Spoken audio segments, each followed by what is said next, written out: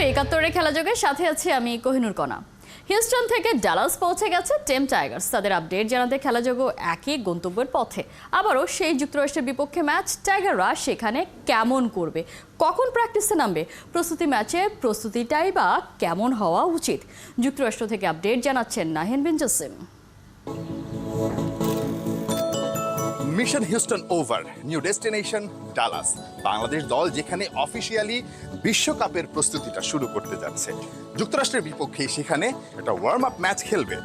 বাংলাদেশ দল সেখানে কেমন করবে, কতটা ভালো প্রস্তুতি নিচ্ছে, কিংবা কোন কোন জায়গায় আসলে উন্নতি করছে, সব আপডেট জানাবো। দলের পর আমরাও আজকে এই পাখি ডাকা ভোরে টাইগারদের ফলো করতে ডালাসে চলে যাচ্ছি। এখনো পর্যন্ত সূর্য ওঠেনি, নতুন সূর্যোদয়ের অপেক্ষায় আছি আমরা। সেখানে বাংলাদেশ দলও নতুন সূর্যোদয় করবে এবং সেই আপডেটটা আপনাদেরকে জানাবো। সেই আশা নিয়েই যাচ্ছি ডালাসের পথে। লম্বা পথ, প্রায় 6 ঘন্টার জার্নি বাই রোডে।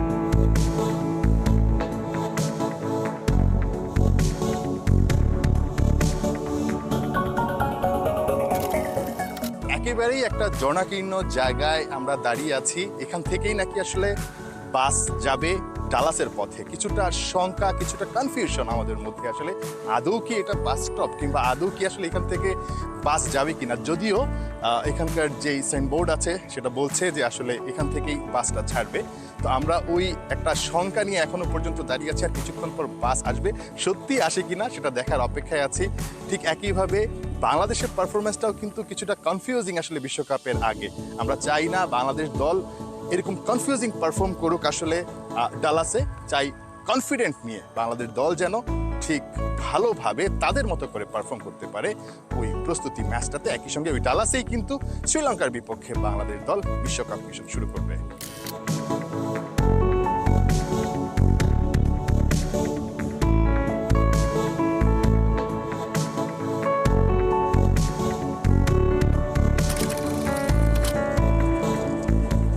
অনেক অনিশ্চয়তাকে পেছনে ফেলে অবশেষে আমরা ডালাসের পথে, যেখানে কিনা বাংলাদেশ অপেক্ষায় আছে।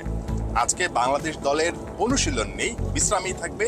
তবে বিশ্রামে থাকলেও আইসিসির প্রোটোকলে যেহেতু বাংলাদেশ দল ঢুকে গেছে, সুতরাং সেখানে আজকে প্রথমবারের মতো আইসিসির যে photo session, official photo session, সেটায় অংশগ্রহণ করতে হবে টাইগারদেরকে। অনেক হিসেবেই কিন্তু এই ডালাস পার্টটা বাংলাদেশের জন্য অনেক বেশি ইম্পর্টেন্ট, কারণ এখান থেকেই বাংলাদেশের বিশ্বকাপ মিশনটা শুরু হবে। ফাহিম রহমান, আপনার কাছে কি মনে হচ্ছে এই ডালাস পার্টের কোন কোন জায়গায় আসলে বাংলাদেশের জন্য অনেক বেশি গুরুত্বপূর্ণ হবে মনে হচ্ছে? আমার কাছে মনে হয় প্রথমত হচ্ছে যে বাংলাদেশ টিমকে আসলে তো অনেক ট্রাভেল করতে হচ্ছে। বাংলাদেশ থেকে আমেরিকাতে আসা একটা লম্বা জার্নি, সেটা করার পর এখানে 3টা ম্যাচ খেলার পর অর্থাৎ হিউস্টন থেকে আবার ডালাসে টিম চলে এসছে এবং এখানে টিম তো খুব বেশি দিন থাকবে না, 3 দিন থেকে আবার নিউ ইয়র্কে চলে যাবে। নিউ ইয়র্কে গিয়ে আবার ইন্ডিয়ার সাথে প্র্যাকটিস ম্যাচ, এটা খুব ইম্পর্টেন্ট ম্যাচ। সো ওই ম্যাচটা খুব ইম্পর্টেন্ট। আমেরিকার সাথে বাংলাদেশ টি20 সিরিজ তো আসলে 3 ম্যাচে খেলে ফেলেছে। সো আরও একটা ম্যাচ খেলতে হবে। বাট যেহেতু এখানে ডালাসে বাংলাদেশ ওয়ার্ল্ড কাপের ফার্স্ট ম্যাচ খেলবে এগেন্স্ট শ্রীলঙ্কা, সুতরাং ডালাসের সেন্টার উইকেটস, ডালাসের মাঠ, ডালাসের প্র্যাকটিস ফ্যাসিলিটিস, এগুলো ঠিকঠাক মতো যদি বাংলাদেশ ব্যবহার করতে পারে, কাজে লাগাতে পারে, তাহলে এখানকার সিচুয়েশনের সাথে বাংলাদেশ অভ্যস্ত হয়ে যাবে। সো ওই অভ্যস্ত হয়ে যাওয়াটাই আসলে জরুরি, কারণ প্রথম ম্যাচ বাংলাদেশের এখানে এবং বাংলাদেশ এবারে টি20 ওয়ার্ল্ড কাপে কেমন করবে তার অনেকাংশই নির্ভর করছে প্রথম ম্যাচে শ্রীলঙ্কার এগেন্স্টে বাংলাদেশের পারফরমেন্স। কিন্তু বাংলাদেশ কিন্তু মাত্র একদিনের অনুশীলনের সুযোগ পাচ্ছে, যদি আজকে অনুশীলন যেহেতু করছে না বাংলাদেশ দল। হ্যাঁ, রাইট, একদিন অনুশীলন করবে, বাট তারপরে তো তারা ম্যাচ তো খেলবেই। সো বাংলাদেশ ম্যাচ খেলার ভেতরেই তো থাকছে, এক ম্যাচ তো খেলছে এবং এরপরে আরও একটা ওয়ার্ম আপ ম্যাচে গেছে ইন্ডিয়া। সো কন্ডিশনের সাথে মানিয়ে নেওয়ার যে ব্যাপারটা, আমার মনে হয় হিউস্টন আর ডালাসের কন্ডিশনের তেমন কোনো তারতম্য হবে না, একই রকমের কন্ডিশনই থাকার কথা। প্রবাবলি উইকেট হয়তো আপবিট ডিফারেন্ট হবে, একটু ফাস্টার উইকেট হতে পারে কম্পেয়ার টু হিউস্টন। সেটাই আসলে বোঝার বিষয় আছে। বাংলাদেশ দল সেখানে গিয়েছে, আজকে যেহেতু বিশ্রাম, আগামীকাল ম্যাচের আগের দিন তারা হয়তো বা উইকেট কন্ডিশন সবকিছুই বোঝার চেষ্টা করবে। আমরা যতটুকু জেনেছি ওখানকার উইকেট থেকে মোটামুটি ভালোই রান হয়, 200+ রানও নাকি হয়, এরকমটা আমরা শুনতে পেরেছি। অর্থাৎ রানের একটা খেলা হবে। সেই রানের খেলাতে আসলে বাংলাদেশ দল কতটুকু নিজেদেরকে মানিয়ে নিতে পারে বিশ্বকাপের আগে যুক্তরাষ্ট্রের বিপক্ষে, সেই ম্যাচটাই কিন্তু সেটা দেখা যাবে। আমরা ডালাসে যাচ্ছি, বাংলাদেশ দলও ডালাসে আছে, সেখান থেকে সবশেষ আপডেট আমরা পৌঁছেই আপনাদেরকে দেওয়া শুরু করব। নিশ্চয়ই খেলাযোগের সঙ্গেই থাকবেন। নাহিয়ান বিন জাসিম, ৭১, যুক্তরাষ্ট্র। যুক্তরাষ্ট্র সিরিজ হাতছাড়া এবার বিশ্বকাপের প্রস্তুতি ম্যাচ মূল মঞ্চে নামার আগে টাইগাররা কি পুরোপুরি নিশ্চিত? টেক্সাসে সৌম্য তানজিদদের ব্যাটিং ডিসপ্লেতেও মেটেনি লিটন শান্তদের অফ ফর্ম নিয়ে প্রশ্ন। পাশাপাশি পাওয়ার প্লেতে উইকেট তোলা এবং বড় স্কোর করার দিক থেকে বাংলাদেশ অন্য দলগুলোর তুলনায় অনেকটাই পিছিয়ে। বিস্তারিত পার্থবণিকের রিপোর্টে। টেক্সাসের কাজ শেষ, এবার ডালাসের উদ্দেশ্যে টিম বাংলাদেশ। যুক্তরাষ্ট্রের কাছে সিরিজ হারের পর এক জয়কে সম্বল করে বিশ্বকাপ প্রস্তুতি পর্বে টাইগাররা। কিন্তু টপ অর্ডারে ব্যাটিং, পাওয়ার প্লেতে quick run generation, impactful bowling, প্রথম ৬ ওভারে প্রতিপক্ষকে আটকে দেয়া এক সিরিজে মেটানো গেছে কি সব সমস্যা, নাকি দুশ্চিন্তা আরও বেড়েছে? যুক্তরাষ্ট্রের বিপক্ষে প্রথম ২ ম্যাচে ৭-এর ওপর আর শেষ ম্যাচে বাংলাদেশ ব্যাট করেছে ৯.২৬ রান রেটে। পরিসংখ্যানই বলে দেয় মূল বোলিং লাইন আপের বিপরীতে টাইগার ব্যাটাররা কতটা খাবি খেয়েছে। অথচ বার্মিংহামে একই দিন মাঠে নেমেছিল ইংল্যান্ড আর পাকিস্তান। যেখানে বাংলাদেশ ১৫০ করতেই হিমশিম খায়, সেখানে ইংল্যান্ডের ১৮৩ রানের জবাবে পাকিস্তান বোর্ডে তোলে ১৬০ রান। উইকেট কন্ডিশন প্রতিপক্ষ বিবেচনায় বাবর বাটলারদের সাথে টাইগারদের হুবহু তুলনা করা অমূলক। তবে তুলনা করা যেতে পারে ব্যাটিং অ্যাপ্রোচ আর ইন্টেন্ডে, বড় স্কোর গড়ার মেন্টালিটিতে, যেখানে অনেক পিছিয়ে টাইগাররা। যুক্তরাষ্ট্রের বিপক্ষে ৩ ম্যাচে ২ ধরনের ওপেনিং পেয়ার খেলায় বাংলাদেশ। প্রথম ম্যাচে লিটন সৌম্য আর বাকি ২ ম্যাচ খেলেন তানজিদ সৌম্য। শেষ ম্যাচে ওপেনাররা ম্যাচ জেতানোয় যেখানে মিলেছে স্বস্তি, ঠিক সেখানেই শান্ত লিটনরা ব্যাট না করায় বোঝা যায়নি ওদের কি পরিস্থিতি। তাই ম্যাচ জিতলেও অফ ফর্মে থাকা ব্যাটারদের পরখ করতে না পারার আফসোসও আছে। টি-20তে প্রথম ৬ ওভার যেখানে ম্যাচের গতি পাল্টে দেয়, সেখানে বাংলাদেশ পাওয়ার প্লের ফায়দা তুলতে বারবার ব্যর্থ। যুক্তরাষ্ট্র সিরিজে পাওয়ার প্লেতে টাইগারদের গড় রান ৪৩। অথচ কিংস্টনে ওয়েস্ট ইন্ডিজ আর সাউথ আফ্রিকা সিরিজই দেখুন, পাওয়ার প্লেতে ক্যারিবীয়রা গড়ে ৫৮ আর সাউথ আফ্রিকা ৬৬ করে রান তুলেছে। এতেই আভাস পাওয়া যায় বড় দলগুলোর তুলনায় কতটা পিছিয়ে বাংলাদেশ। একই অবস্থা বোলিংয়েও। পাওয়ার প্লেতে মূল দায়িত্বটা মূলত শরীফুল তানজিমের। ৬ ওভারের ৪ ওভারই বল করেন তারা। বাকি কোটা সাকিব, মোস্তাফিজ, শেখ মেহেদি বা তাসকিনদের দিয়ে পূরণ করা হয়। টি-20তে এই জায়গায় উইকেট তুলতে কিছুটা পিছিয়ে টাইগাররা। প্রথম ম্যাচে ৪৩, দ্বিতীয় ম্যাচে ৪২ আর তৃতীয় ম্যাচে ৪৬ রান দিলেও প্রতিপক্ষের টপ অর্ডার পুরোপুরি ভাঙতে পারেনি বাংলাদেশ। সব মিলিয়ে বাংলাদেশের জন্য বিশ্বকাপের ২টা প্রস্তুতি ম্যাচে অপেক্ষায় অনেক চ্যালেঞ্জ। ২৮ মে যুক্তরাষ্ট্র আর ১ জুন ভারত ম্যাচে টাইগারদের ফিরতে হবে রাইট ট্র্যাকে। পার্থবণিক, ৭১। বিশ্বকাপে যদি কেউ ইনজুরিতে পড়ে তবে কি হবে? কোত্থেকে আসবে ব্যাকআপ ক্রিকেটার? সেই চিন্তা থেকে মুক্তি পেতে ২১ ক্রিকেটার নিয়ে শুরু হয়েছে টাইগার্স ক্যাম্প। এইচপি কিংবা এ দলের মতো নয়, বরং বছর ধরে চলবে এই ক্যাম্প, এমনটাই জানিয়েছেন বাংলাদেশ টাইগার্সের হেড কোচ সোহেল ইসলাম। বিস্তারিত রিপোর্টে। প্রাথমিকভাবে বিশ্বকাপে টাইগারদের ১৫ জনের স্কোয়াডে থাকলেও শেষ পর্যন্ত সাইফুদ্দিন হতে পারেননি স্বপ্নযাত্রার সারথি। ওই যে বলে না, কপালের লিখন না যায় খণ্ডন। যুক্তরাষ্ট্রের বিপক্ষে ৩ ম্যাচ টি-20 সিরিজ হারের পর সবচেয়ে বেশি শোনা গিয়েছিল সাইফুদ্দিন আর মেহেদি মিরাজের নাম। সমর্থকদের মতো নির্বাচকরা এবার ছাড়েননি এ দুজনের হাত।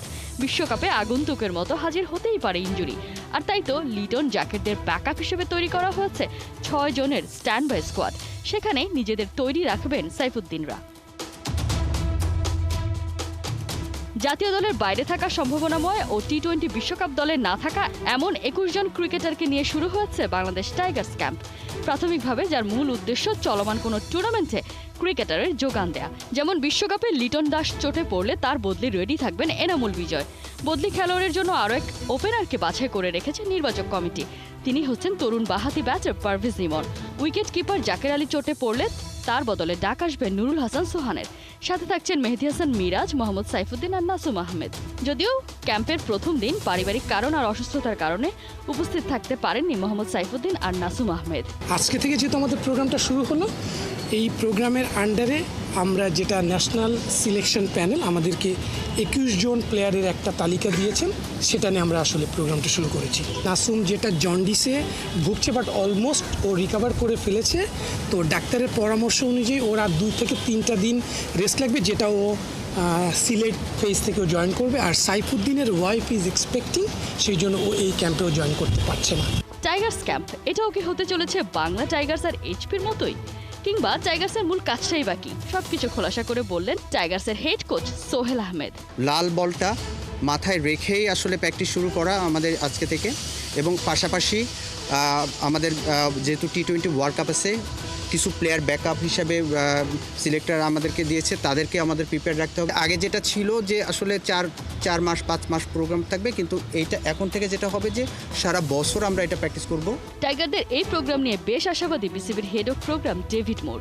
This is a really important program for us. The reason why we chose the 3 venues was because they're all test playing venues. We want to make sure that we expose, or international venues, we want to make sure that we expose all the players to international conditions as much as we possibly can. Better late than never. দেরিতে হলেও অবশেষে বছরব্যাপী চলবে টাইগারদের নিয়ে এমন একটা programme শুরু হয়েছে।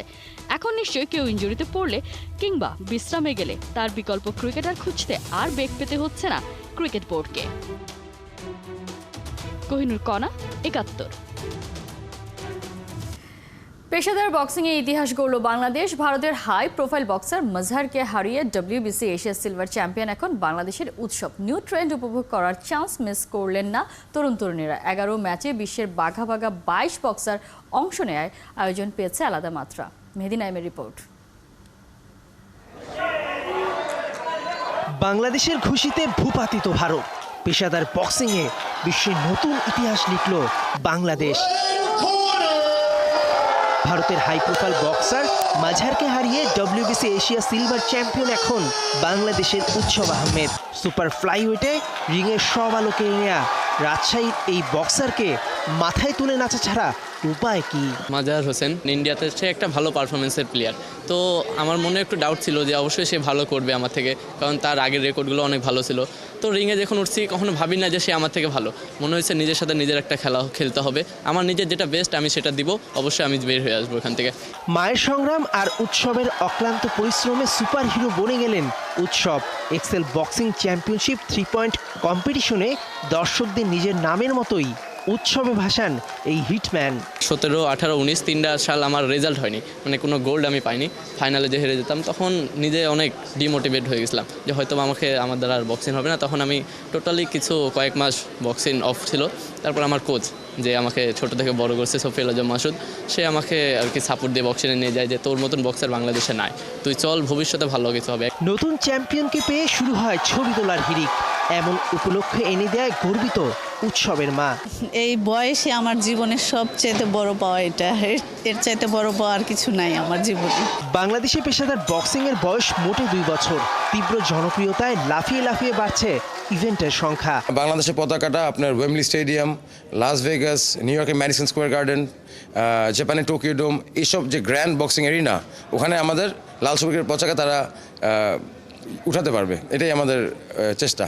নিউ ট্রেন্ডে গা ভাসাতে দেশেই এত বড় আয়োজন দেখার চান্স মিস করতে চাইলেন না তরুণ তরুণীরা। অনেক ভালো লেগেছে, উৎসব অনেক ভালো খেলেছে।